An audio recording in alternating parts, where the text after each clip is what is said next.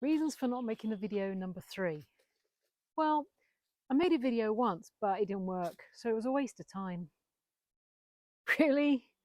You made one video and it didn't work, so you gave up. Have you never done anything that didn't work the first time?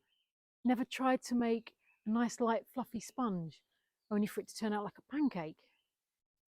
Or maybe that was just me.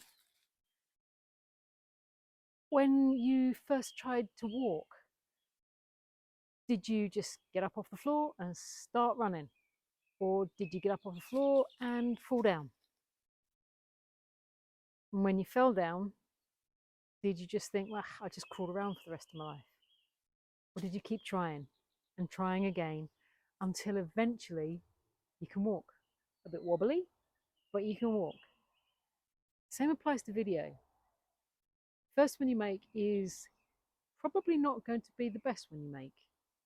When I look back at some of the first ones I made, wow. Don't give up though. Keep trying.